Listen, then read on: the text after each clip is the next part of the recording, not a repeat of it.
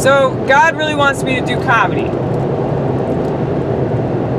I've realized this not just because I have immeasurable talent, but because of the reaction that I have received from a lot of different people from all walks of life. All ages, all races, all genders.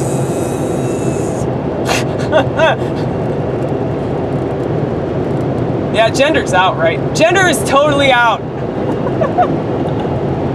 I said this was gonna happen, man. I said it was gonna happen.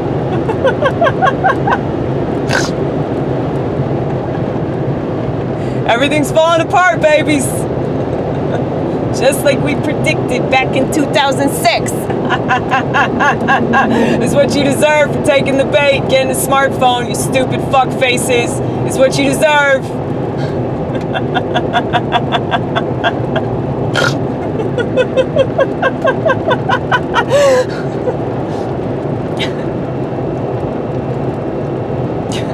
If I seem like I'm cruel for laughing at this shit, I'm not sorry for that.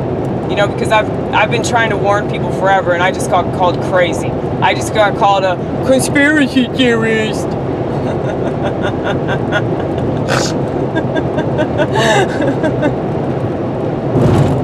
You know, I said 2020 will make a conspiracy theorist out of anybody, except, you know, the sheep. But what was cool about 2020 was that more and more people were starting to realize that this world's horrible. You know? I've known that shit for a long time. In 1994, the O.J. Simpson trial took over the television. The same way that the stuff that's going on now with Floyd and Chauvin, all that stuff is, it's the same thing. They just keep repeating the same exact thing over and over again. And people that don't pay attention to the news cycle and they don't pay attention to the turn of events. You know, I say there are two types of people in the country. People that pay attention to the news, the teeny tiny details, the dots, the teeny tiny dot that they tell you to pay attention to, right? That's the news. And then there's people like me who get called conspiracy theorists who pay attention to the news cycle. And when you pay attention to the news cycle, you realize a lot of things about the country that you live in. And you realize a lot of things about the people that live in the country with you. And those things are very depressing. And when that trial took place in '94, I was 9 years old. And I realized that, you know, they use race to control this narrative and keep people in these little boxes. And people just love it. They love it. They love living in a box. It's crazy. How boring, you know? I mean, it's just so depressing to live amongst these pieces of garbage. But anyway, yeah, so I knew the world wasn't right since the 90s. It was just obvious to me that the people in the TV box were completely full of shit.